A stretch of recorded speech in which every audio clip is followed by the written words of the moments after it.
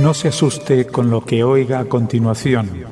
Es el eco del pasado cuando empezaron las emisiones de Radio Sefarad a finales de enero del 2004 y cuyos informativos semanales hemos reunido para revivir lo que entonces pasaba desde la perspectiva de nuestro tiempo.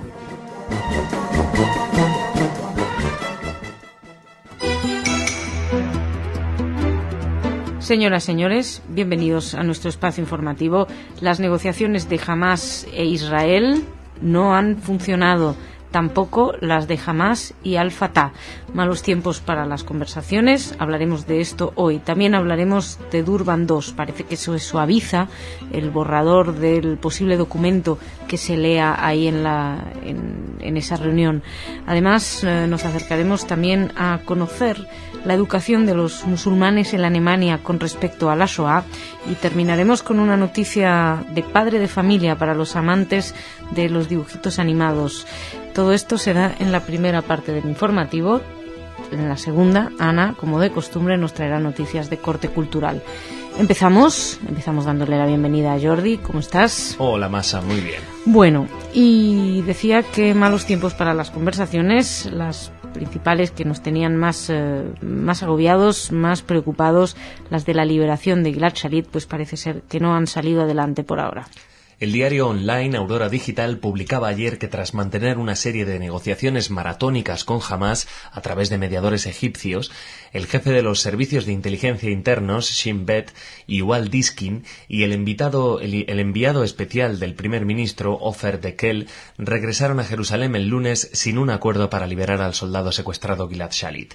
Según un reporte del Canal 1 de la televisión, la decisión que queda por tomar ahora es si continuar con los esfuerzos para liberar a Shalit durante los últimos días del mandato de Ehud Olmert o dejar el asunto en las manos del próximo gobierno.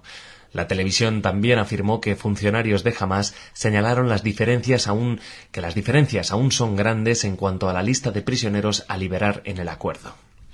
Bueno, las noticias de por qué habían sido un fracaso estas negociaciones eran un poco dudosas. Ayer podíamos leer, porque Hamás había declarado unas horas antes que se había logrado un progreso significativo en las conversaciones, y habían hablado incluso de la liberación de 1.450 presos palestinos a cambio de Gilad Shalit, y entre esos, por cierto, se intentaban más de 400 prisioneros condenados por asesinato y terrorismo, autores de atentados suicidas sangrientos, terribles, con veintenas y treintenas de muertos, cientos de heridos. Estos querían que fueran liberados. Israel estaba mostrando flexibilidad hacia esas demandas incluso, pero bueno, las negociaciones parece ser que se han detenido. Según alguna gente, algunos analistas, la delegación terrorista se retractó de los acuerdos previos logrados los días anteriores. Estaremos pendientes. Una de las cuestiones, efectivamente, como dicen, es saber si se seguirá con el gobierno de Olmert o con el de Bibi Netanyahu, que, como saben, presenta un corte bastante distinto a la hora de las conversaciones. Se supone que será bastante más duro, y el mismo Netanyahu no quería llegar al gobierno precisamente con este tema pendiente. Es una patata caliente. Él quería llegar, incluso según nuestro analista personal, según Salem Ergi, él querría haber llegado incluso con la liberación de aquellos presos sanguinarios de los que estábamos hablando, porque de ese modo no tendría que verse él mismo, Bibi Netanyahu, en la obligación de tener que negociarlo. Recuerden que la cuestión de Gilad Shalit tiene muy preocupados, evidentemente, a sus familiares, pero a toda la sociedad israelí. Y si estas conversaciones no salían adelante, tampoco prosperaban las otras, las intrapalestinas. Según publicaba ayer la agencia EFE, las conversaciones entre las facciones rivales palestinas, mediadas por Egipto, están al borde del colapso, ya que aún permanecen los desacuerdos entre Fatah y Hamás en relación al establecimiento de un gobierno de unidad, las elecciones y la reestructuración de las fuerzas de seguridad y de la Organización para la Liberación Palestina. Según Aurora Digital, que se hacía eco de la noticia, Al-Fatah permanece intransigente en su exigencia de que el gobierno sea de unidad se ha constituido principalmente por personalidades independientes, y el presidente Mahmoud Abbas quiere decididamente un gobierno de tecnócratas y no de políticos. Además, los miembros de Fatah estarían exigiendo que cualquier acuerdo con Hamás le otorgue a Abbas la autoridad para designar a todos los ministros. Claro, Abbas no quiere que el gobierno de unidad incluya ministros que no se puedan mover libremente entre Cisjordania y Gaza. Evidentemente, recuerden que la posibilidad de entrar en Gaza es limitada y además también el presidente palestino reiteraba que todo gobierno futuro tiene que respetar los acuerdos anteriores firmados por la OLP. Estos son los acuerdos con Israel, los acuerdos de paz, que jamás no reconoce. Es una de las 3 obligaciones que tienen para que Europa, la Unión Europea, abran un poquito, y Israel, Estados Unidos, abran un poquito el grifo. No solamente que abran el grifo, sino que también abran los pasos. Jamás habría mostrado mucha flexibilidad, según el gobierno de la Autoridad Nacional Palestina, pero solamente para reconstruir Gaza después de la operación Plomo Fundido. Jamás, según el presidente Abbas, se conduce como si la soberanía de Gaza no estuviera en discusión y que lo único que queda por discutir es dividir el poder en Cisjordania. Evidentemente, Abbas no está dispuesto a aceptarlo esto. En principio, las negociaciones deberían finalizar a fines de mes, pero ya les adelantamos que por ahora las previsiones son bastante pesimistas. Y seguimos hablándoles a continuación de la cumbre de Durban, la conocida como Durban II. El grupo de trabajo que prepara la segunda conferencia de la ONU contra el racismo, que se celebrará en Ginebra, difundió este martes un proyecto de declaración final más consensuada para frenar las amenazas de boicot de la cita de estadounidenses y europeos. El documento de 17 páginas, del que se hizo eco la agencia France Press, no menciona a Israel ni el concepto de difamación de las religiones, 2 elementos considerados como innegociables por los países occidentales. Después de que lo hiciera Estados Unidos, la Unión Europea amenazó el lunes con no participar en la conferencia, conocida como Durban II, si los documentos preparatorios contenían los elementos mencionados. La primera conferencia mundial de Naciones Unidas contra el racismo, la discriminación racial, la xenofobia y la intolerancia se realizó en Durban, por eso esta que se va a celebrar en Ginebra la llaman Durban II y no Ginebra. Y terminó esta primera Durban con el abandono de Estados Unidos, de Israel y de Canadá, porque consideraron anti-israelí, antisemita, la tentativa de algunos países árabes de hacer aprobar una resolución condenando el sionismo. Lo más llamativo es que era exclusivamente el sionismo. En este sentido, mantenemos una conversación hoy que ustedes pueden escuchar con Claudio Eppelman, director del Comité Judío Latinoamericano. Precisamente hablamos con él sobre Durban II, qué es lo que puede llegar a representar y qué es lo que tendría que pasar. Les recomiendo el de actualidad, que pueden escuchar el mismo día de hoy. Y seguimos. Les hablamos ahora de la Shoah en los estudios en Alemania. Según informó el lunes la agencia judía de noticias, haciéndose eco de un artículo del Jerusalem Post, en Alemania jóvenes árabes están participando de un programa educacional de 1 semana de duración en el Museo y Centro Educacional Wannsee Haus, el lugar donde los líderes nazis idearon en 1942 la conocida como Solución Final, el plan de exterminio de los judíos.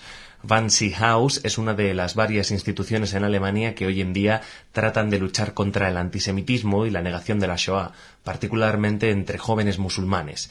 Profesores de toda Alemania enfrentan un desafío especial frente a aquellos jóvenes con familias inmigrantes, la mayoría musulmanes, ya que muchos de los estudiantes repiten actitudes antisemitas que ven en sus casas, intercambian insultos sobre judíos en los recreos o niegan la Shoah.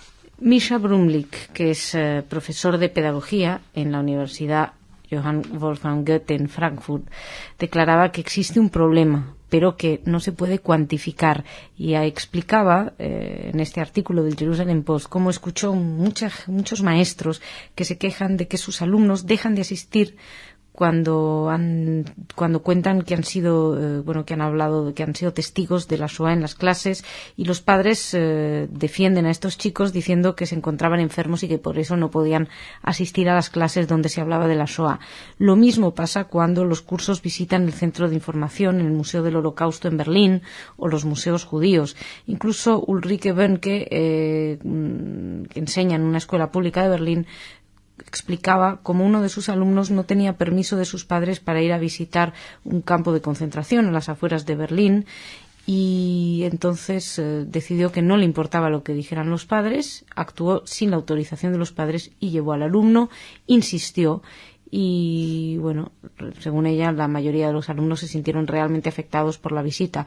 Lo que pasa es que lo que es realmente llamativo es como Alemania es un país que hace todos los esfuerzos para enseñar acerca de la Shoah, precisamente se tiene que enfrentar con esta dificultad con su minoría más importante, es la minoría más grande, la musulmana. Hay más de 3 millones de origen turco.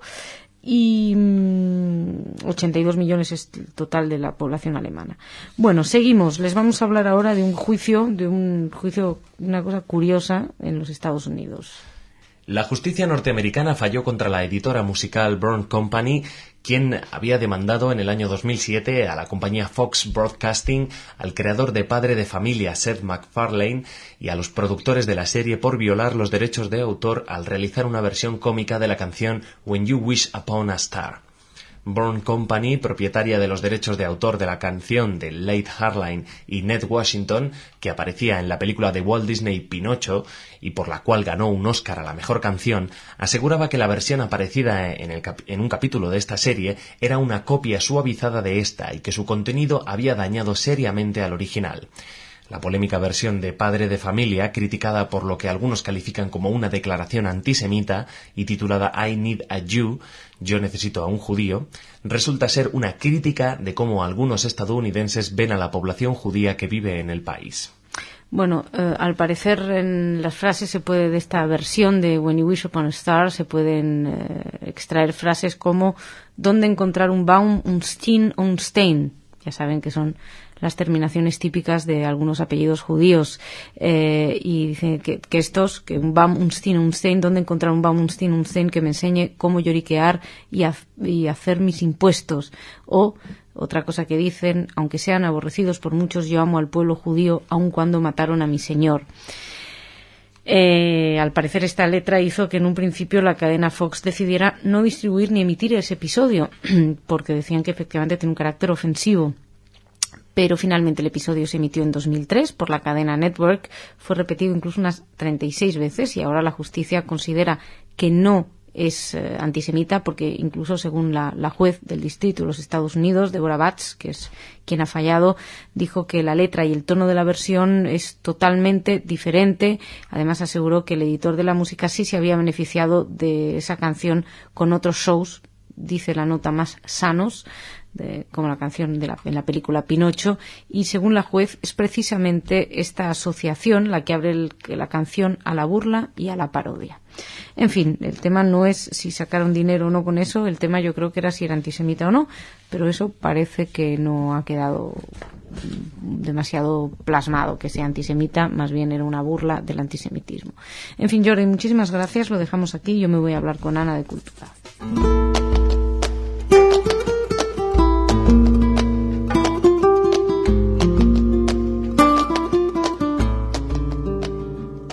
Ana, bienvenida. Gracias, Masha, ¿qué tal? Muy bien, ¿cómo estás? Muy bien. Cuéntame. En primer lugar, les voy a contar que en estos días se encuentra en Barcelona el escritor israelí Aaron Appelfeld. Se está publicando por primera vez un libro suyo en catalán. Se trata del libro Flors d'Ombra, que yo estaba buscando si existe en castellano y la verdad es que me temo que no, que eligieron justo uno que no existe en español. Bueno, no estoy segura. ¿Habrá que leerlo en catalán? Habrá que leerlo en catalán. Vale. Pero tú no conoces a este autor, ¿no? Yo lo conozco. La verdad es que es maravilloso. De hecho, les voy a adelantar que próximamente regresa la sección Cartas de Babel. Yupi. Y en el primero o segundo programa habrá algo de Aaron Appelfeld. También va a dar una conferencia en la Facultad de Filología en la Universidad de Barcelona sobre su literatura y, bueno, muchas actividades. Y nosotros vamos a entrevistar a la editora, a María Boigas, para que nos cuente también un poco. Buenísimo. Acerca de eso. ¿Y qué más cositas? Ahora nos vamos a Polonia, donde el Instituto de Historia Judía de Varsovia presenta este mes una exposición que básicamente a través de fotografías y cuadros y todo tipo de imágenes presenta la historia de 1000 años de vida judía en Polonia, porque pues nosotros, hay que decirlo, Masha, solemos relacionar a Polonia con el Holocausto, con el siglo XX, pero hubo 1000 años de historia. De pogromos. Perdón. Masha, Perdón. No está bien eso.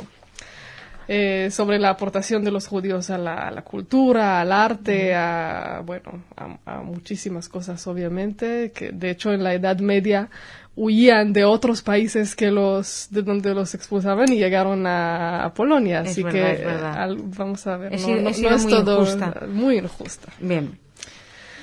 Bien. ¿Y qué más? ¿Qué más? Y por último, una curiosidad.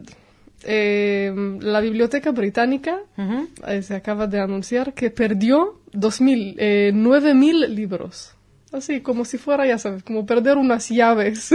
Como se pierden 9.000 libros en la universidad. Claro, ellos Británica. dicen que un libro se declara perdido cuando no sabes dónde está. No lo encuentran en su lugar, ya sabes, que dice en el catálogo. Y ahí resulta que 9.000 libros que no encontraron en su lugar. Obviamente ellos dicen que, claro, es que tenemos, no sé, una barbaridad, decía algo, 650 kilómetros de estanterías, entonces pues sí, se nos escapó algo. A lo mejor la bibliotecaria lo traspapeló o quitando el polvo. Pero la cosa es que entre ellos hay algunas cosas, o sea, hay unas primeras ediciones, unos libros que valen decenas de miles de euros. Entre ellos hay una carta de astrología de Maimónides. O sea, una cosa alucinante. ¿Para qué está la biblioteca británica esta si no es para proteger esos libros? Exactamente. Dicen que esa biblioteca hace como 10 años se mudaron a una... Ya sabes, como en todas las mudanzas que algo se pierde en el camino, pues ellos perdieron unos... Sí, yo pierdo un tenedor o algo por el estilo. Exacto. No originales que pregunten a los servicios de limpieza. Lo mismo quitando el polvo, lo han cambiado de estantería. Exacto. O alguien dijo, uy, eso es muy viejo ya, a la basura. Perder 9.000 libros, ¿no?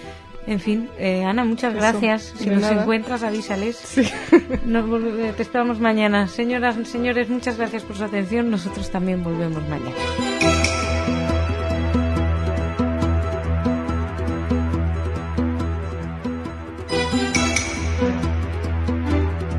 Señoras, señores, bienvenidos a nuestro espacio informativo. La apertura de los pasos que unen Israel con Gaza y la situación después de las negociaciones fallidas para la liberación de Gilad Shalit centrarán hoy nuestra primera parte del informativo. También hablaremos de racismo en muchas vertientes. Por un lado, veremos qué sucede con la cumbre conocida como Durban II. Por otro lado, nos acercaremos a un estudio según el cual, atención, 1 de cada 7 jóvenes alemanes es muy racista.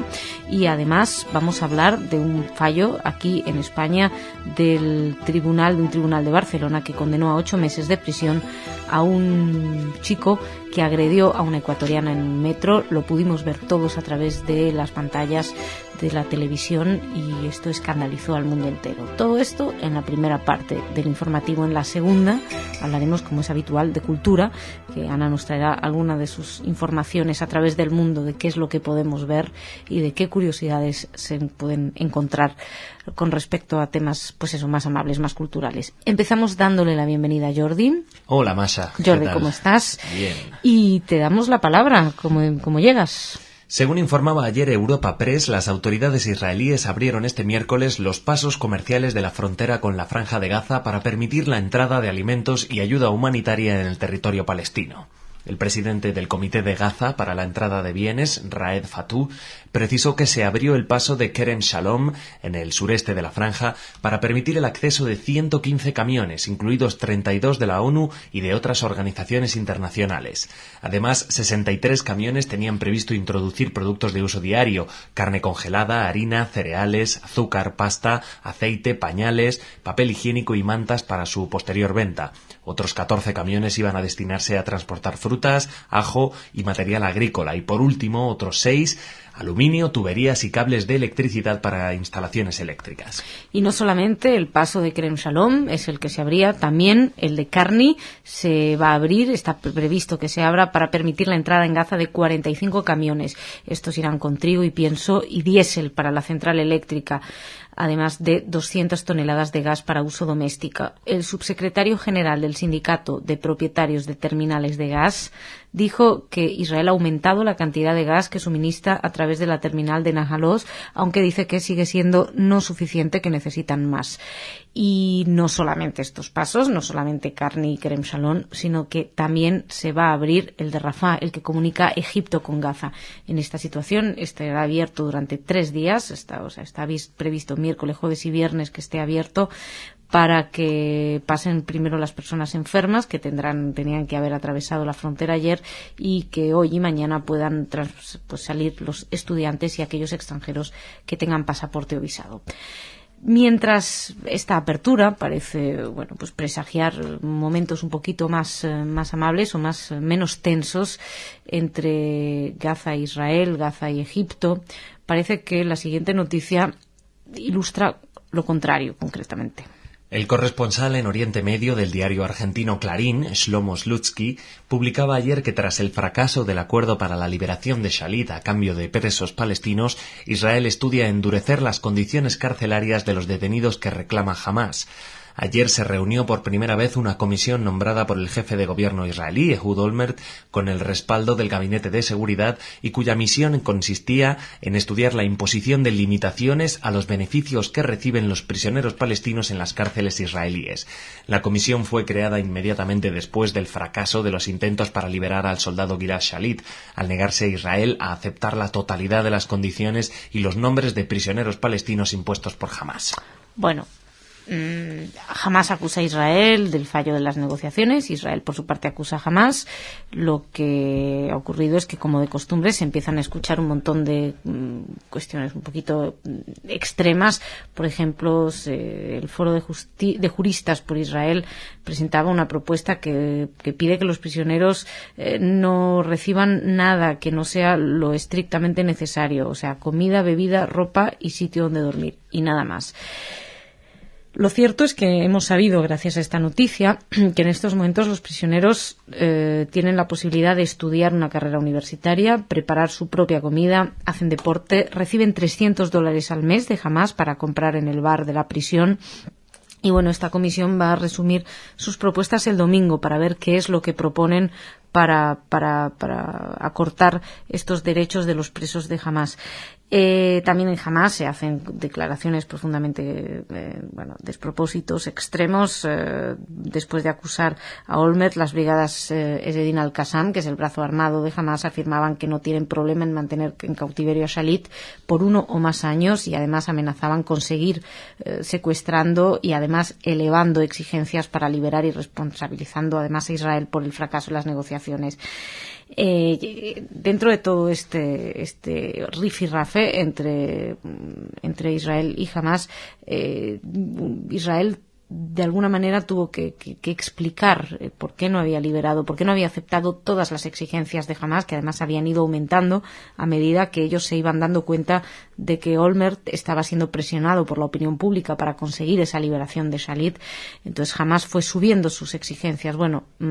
Israel publicó los nombres de varios de los prisioneros que se niegan tajantemente a liberar, y entre estos se encuentran aquellos que enviaron terroristas suicidas a explotar en autobuses, bares o discotecas, aquellos que asesinaron a cientos de israelíes entre el 96 y el 2002. Y dentro de todo parece bastante lógico que no quieran liberar a estos presos. Dejamos esta zona, dejamos Oriente Medio, aunque vamos a seguir hablando de ello desde otra perspectiva. En este caso vamos a hablar de Durban II. Y porque parece, Masha, que el boicot a esta reunión o a esta conferencia ha surtido efecto. Según afirmaron ayer los responsables de derechos humanos de la ONU, los países opuestos a la conferencia de revisión sobre el racismo de Naciones Unidas deberían revisar su posición respecto a la cumbre conocida como Durban II y apoyarla en base al nuevo texto consensuado. La alta comisionada de Naciones Unidas sobre Derechos Humanos, la sudafricana Navi Pillay, se mostró muy satisfecha del momento crucial que se ha alcanzado con el nuevo texto presentado presentado ayer. El presidente del Consejo de Derechos Humanos, el nigeriano Martin Uomoboy, definió el texto como un desarrollo muy positivo y una oportunidad para los países para reconstruir los puentes. Bueno, ya saben que esta conferencia va a tener lugar en Ginebra, que la llamamos Durban II porque la primera tuvo lugar en Durban, en Sudáfrica, y se le quedó el nombre. Tendrá lugar del 20 al 24 de abril. El objetivo es actualizar los acuerdos y los compromisos que se asumieron en la primera conferencia. Y bueno, que hay muchos problemas porque en la primera conferencia fue una farsa, según algunos analistas, para poder acusar y condenar a Israel, el sionismo, etcétera. En esta nueva versión, que se ha redactado con ayuda de Bélgica, de Egipto y de Noruega, al parecer, bueno, primero no se hace referencia al concepto de difamación de las religiones que pedían los países musulmanes, ¿por qué no se ha aceptado? Porque de alguna manera eso sería una amenaza a la libertad de expresión. Tampoco se hace referencia expresa a Israel. Se han borrado los párrafos considerados antisemitas por algunas delegaciones y sí se incluye un rechazo explícito a la Shoah. Además, en otro orden de cuestión, se han eliminado las referencias a la reparación por colonialismo, se elimina un párrafo que trataba la discriminación contra homosexuales porque esto lo exigían los países musulmanes. Así que los homosexuales no van a ser defendidos, al parecer, en esta cumbre de Durban II. Bueno, vamos a ver qué sucede, porque todo esto sospechamos que no se ha dicho la última palabra. Nosotros en la radio seguiremos entrevistando a gente. Ya saben que ayer podían escuchar una entrevista con Claudio Eppelman, director del Congreso Judío Latinoamericano, quien explicaba muy claramente por qué Durban I no podía repetirse en esta cumbre de Durban II. Y ya que hablamos de racismo, vamos a hablarles ahora de una encuesta que ha escandalizado a los alemanes. Y lo publicaba ayer Masha el diario La Vanguardia. Según este estudio, 1 de cada 7 jóvenes alemanes es muy racista. Alemania nunca había realizado una encuesta tan amplia sobre la relación de sus adolescentes con la violencia y el fenómeno de los juegos de ordenador. 44.600 jóvenes de 15 años fueron encuestados en diferentes regiones del país. Presentado el martes en Berlín por el ministro federal del Interior, Wolfgang Schäuble, el estudio del Instituto de Criminología de Baja Sajonia muestra 1 de cada 7 adolescentes se declara muy racista y que casi 1 de cada 3 cree que hay demasiados extranjeros en Alemania. Y además, más de un 4% se declara decididamente antisemita. Además, un 5% afirma pertenecer a algún grupo de extrema derecha, lo que pone los pelos de punta a la sociedad alemana y al resto también, porque no hace tanto tiempo que sabe que Alemania vio a dónde podían llegar el antisemitismo, el odio al otro. Bueno, también hay otros problemas, como que 1 de cada 5 declara consumir alcohol, por lo menos una vez por semana, el 14% ha probado el cannabis, 4% drogas más duras, como cocaína o LSD.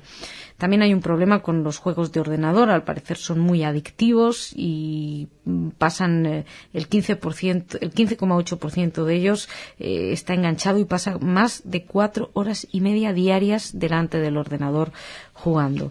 Bueno, nosotros en este caso traemos esta noticia porque la traía Alemania. En general, cualquier cuestión de racismo o evidentemente antisemitismo, más concretamente, que llega desde Alemania, pues nos eriza el pelo y nos pone muy, muy alertas, ¿no? Lo que pasa es que sería muy interesante probablemente que se hiciera esta misma encuesta en otros países europeos, ya que probablemente el racismo, el antisemitismo, el desconocimiento del otro, el odio al otro y además esas tantas horas pasadas delante de la televisión, los juegos de ordenador, muy pocas haciendo deporte, pues probablemente no sea un mal exclusivamente alemán y sería muy interesante que viéramos qué ocurre en otras sociedades, como por ejemplo la española, que sin ir más lejos, la noticia que traemos a continuación nos habla de un español que ha sido juzgado. La agencia EFE publicaba ayer que el juzgado de lo penal número 16 de Barcelona condenó ayer a 8 meses de prisión por un delito contra la integridad moral a Sergi Xavier Martín por la agresión racista a una menor ecuatoriana en un vagón de los ferrocarriles de la Generalitat en octubre de 2007. La sentencia impone además al acusado una multa de 360 euros por una falta de maltrato y le obliga a indemnizar con 6.000 euros a la víctima, a la que no podrá acercarse a menos de 1.000 metros en 3 años, por los daños morales que le causó una agresión que, según la juez, tuvo intención directa de humillarla por su condición de mujer e inmigrante. La juez absuelve al joven del delito de lesiones de que lo acusaba la Fiscalía, por considerar que la agresión no causó un padecimiento psíquico medianamente serio en la menor, que según la sentencia se vio desbordada en parte por la valoración que hizo su entorno del suceso y por la repercusión mediática del caso. No es para enmendarle la plana a la juez, pero la verdad es que decir que la agresión no ha causado un padecimiento psíquico medianamente serio, ojalá sea así, pero parece muy difícil a la vista de las imágenes, y efectivamente también se sobrevaloró en el entorno, según la juez, pero eso también forma parte del trauma psíquico posterior. El hecho de que eso suceda ante la vista de todo el mundo, creo yo que eso también fomenta más problemas psíquicos. Según la juez, que sí que tildó la agresión de grave, pues no fue tan terrible, porque la menor no precisó tratamiento médico ni psicológico por el ataque.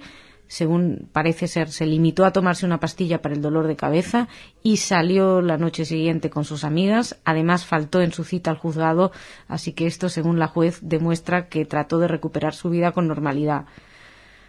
Bueno, pues o bien, no sé, la verdad es que es un poquito difícil entender esto, que como que no ha habido problema. Tal vez la víctima quería vivir con normalidad, pero parece difícil. En fin, esta es la decisión. En todo caso, en un día como hoy, que hemos hablado tanto de racismo en Alemania, la cumbre de Durban, nos parecía interesante también reflexionar respecto a esto que ha ocurrido aquí en España, concretamente en Barcelona, pero que no es ni mucho menos el caso de este muchacho un hecho aislado.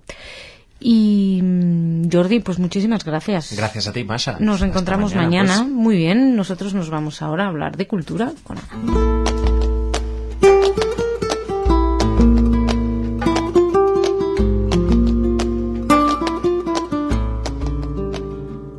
Hola Ana, ¿cómo estás? Muy bien, Masha, gracias. Bueno, ¿qué me traes? Pues se acerca Pesaj, seguramente ya he oído hablar de esto. Ya te suena. Entonces empiezan las actividades relacionadas. Una de estas, el próximo... Una macrolimpieza, ¿no? Limpieza del país. Mira, no sería mala idea. Vamos a proponerlo. La Casa Sefarad de Israel. Sí, pues mira, Casa Sefarad de Israel, eso todavía no se les ocurrió. Pero lo que sí van a presentar es un concierto que se llama El Paso del Mar Rojo por el grupo Le Tendre Amour, que para los que recuerdan el año pasado hicieron un concierto especial para Purim. Pues esta vez prepararon un programa. Ellos se especializan en música barroca, tienen un programa muy bonito, y esta vez pues se recogieron obras de distintos compositores, todo tipo de cosas relacionadas con Pesaj, y eso es lo que van a presentar en el Centro Cultural Conde Duque el 25 de marzo a las 7:30 de la tarde. Y los que no conozcan Le Tendre Amour, que se vayan a los actos en directo de Radio Sefarad, y ahí los conocerán. Exactamente. Más cositas. También se acaba de publicar que en la Feria del Libro de Frankfurt, que es una de las más importantes del mundo, en la de 2010, el país invitado va a ser Argentina. Y dentro de este plan se acordó llevar a Frankfurt y después a Berlín una muestra sobre la inmigración judía en Argentina. Se va a presentar en los museos judíos de las dos ciudades. Habla de la vida judía en el país desde mediados del siglo XIX, con fotos antiguas, con obras de arte y con documentos hasta de tangueros que cantaban en yiddish, bueno, de todo. Qué bueno, qué bonita idea. Sí. ¿Y qué más? Y por último, una cosa curiosa de la cual ya les hablamos aquí hace tiempo, que la actriz Helen Mirren, que está en estos días empezando a trabajar una nueva película que se llama La Deuda, Es una película, es una especie de remake de una película israelí donde ella va a interpretar a una agente cazadora de nazis del Mossad. Y en estos días está ya en Israel aprendiendo algo de hebreo, que me imagino que en serio se toman el trabajo sí. estos actores. Y también, obviamente, está estudiando toda la historia del Mossad. Así está que estudiando los documentos secretos y esto para saber... Seguramente le presentaron ahí todo. Y bueno, está encantada con Israel. Dice, uy, me gustaría tener una casa de verano en Tel Aviv. Así que... Bueno, qué arriesgada haciendo estos comentarios. Sí, está bien. Da gusto que de vez en cuando alguien se atreva a hablar bien de Israel. De Israel. No, que se enamore y que se atreva a decirlo. Sí. Ana, muchísimas gracias. Gracias a ti. Te esperamos mañana. Señoras, señores, muchas gracias. Mañana volvemos con más noticias.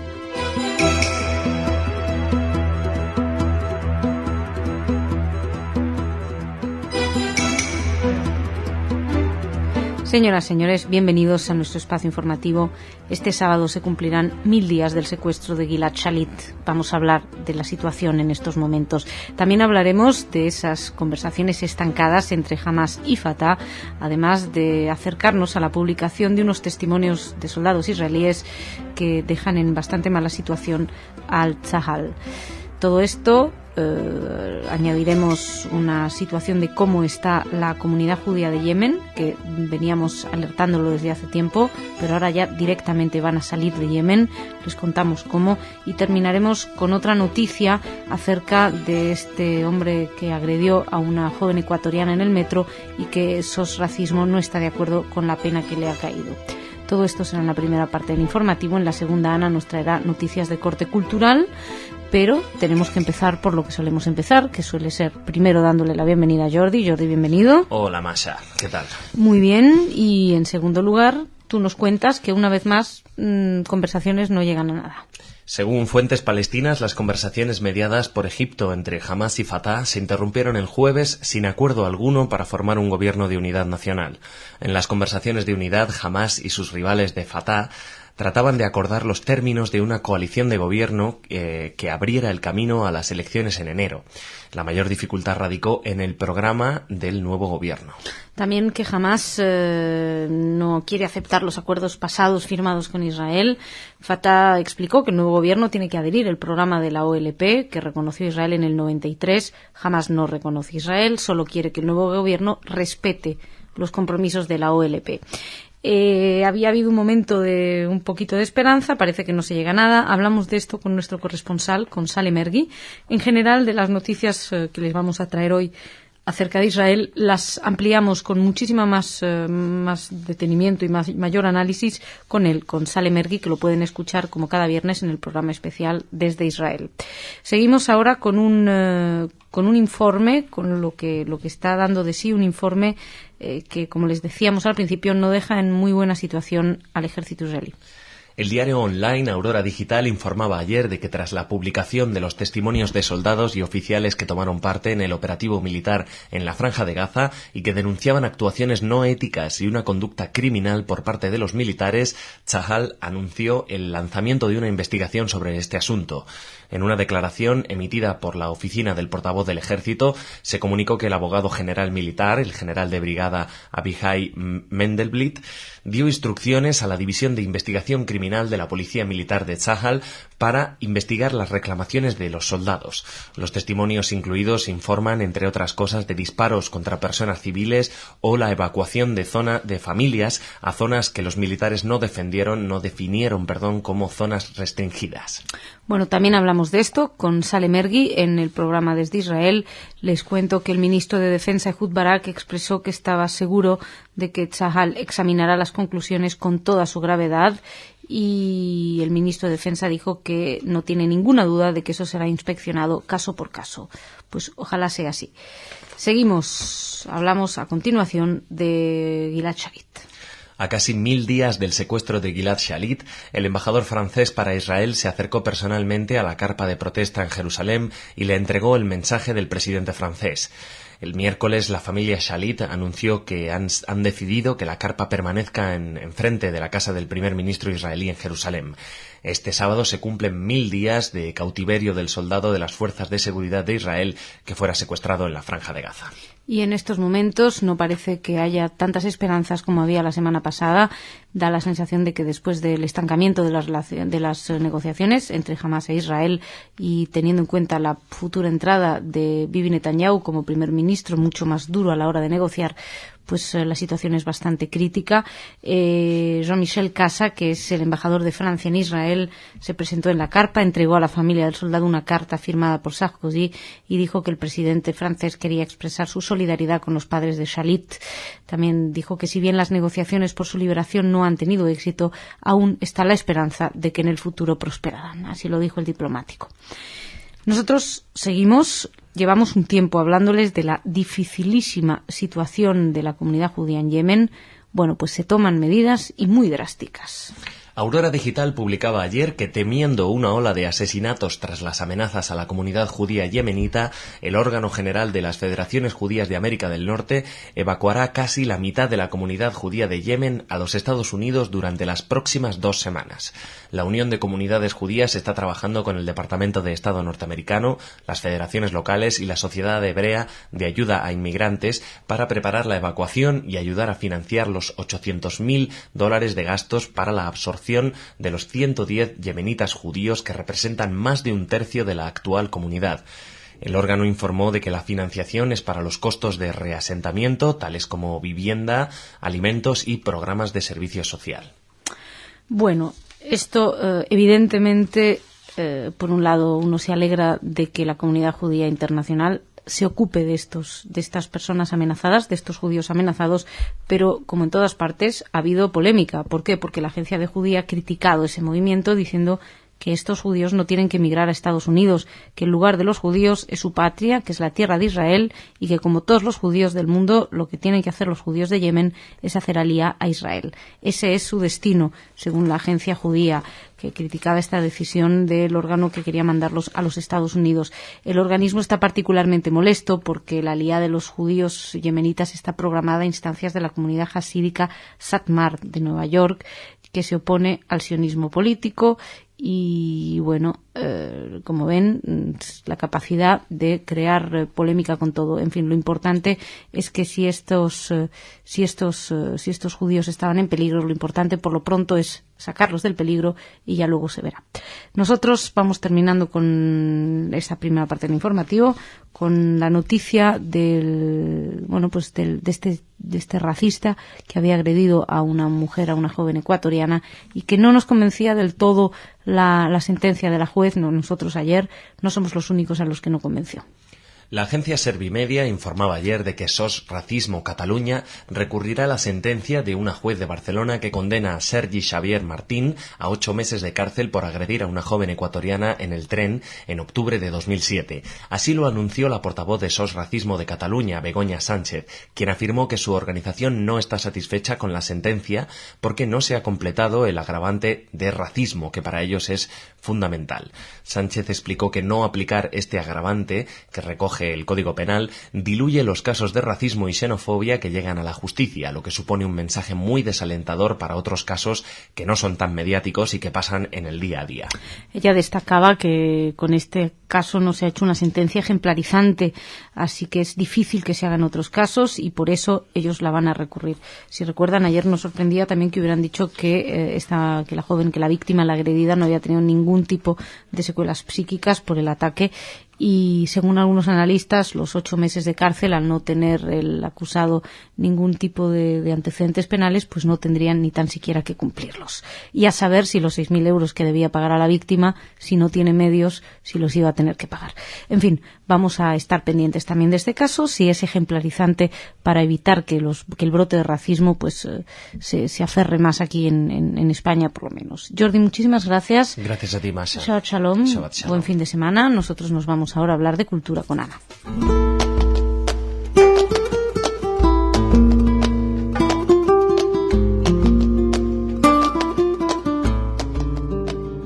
Ana, bienvenida. Gracias, Masha, ¿qué tal? Muy bien, esperando ansiosa tus noticias culturales. Bien, entonces empiezo. Adelante, ¿con qué nos deleitas? Empiezo con la Noche de los Teatros, que se bien. celebra la próxima semana, el 27 de marzo. Bueno, no sé, para los que no conocen, se trata de una noche entera de una cantidad inabarcable de actividades teatrales. Todos los teatros tienen funciones hasta muy tarde, o muy temprano de la madrugada, y además muchas actividades callejeras y, bueno, una cosa muy divertida. ¿Es esto? Pues todo Madrid, todos los teatros participan. ¿Ah, sí? Y además en las plazas. ¿Por qué me miras como si Porque no habías es que escuchado de eso? En Tú la sí, vida tú vives en Madrid. En la vida había oído hablar de esto. Sí, no, y no es la primera vez. Yo recuerdo de años pasados que eso ya existía. El 27 de marzo. Ujú. Bueno, es el día del teatro, el 27 de marzo. Ah, pues por eso, claro. Pero no sé, bueno, yo es que vivo un poco Sí. alejada, por lo visto. ¿Y qué vamos a poder ver? Y bueno, entre muchas cosas, Casa Sefarad Israel participa con una obra de Adrián Schwarzstein, que es argentino, judío, que nos va a presentar su obra La Cama. Él la escribió, él la interpreta.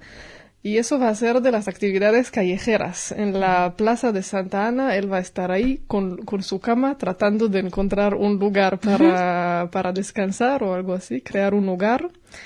Él estudió comedia del arte y participó mucho en teatros de calle. Incluso creó un espectáculo que se llama Circus Klezmer y cosas de este estilo. Entonces, pues suena como una cosa muy divertida. ¿A qué hora es? A las 7:30 de la tarde. Muy bien, en la Plaza Santana. ¿Qué más? Sí. Y ahora pasamos a algo no tan alegre porque pasamos a una despedida. El actor Ron Silver falleció esta semana a los 62 años de un cáncer. Él es de una familia judía de Nueva York y además de ser un actor en muchas películas y también en televisión. Últimamente salió en algunas series así como The West Wing, ¿cómo se llamaba? El ala oeste de la Casa Blanca. Esa. Y algunas otras. Que además él era muy activo políticamente. Curiosamente, él toda su vida ha sido así un demócrata luchador. Y después de September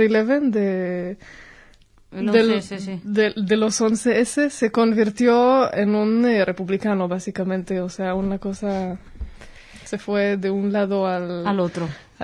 Bueno. Pero vamos a terminar la semana con una curiosidad.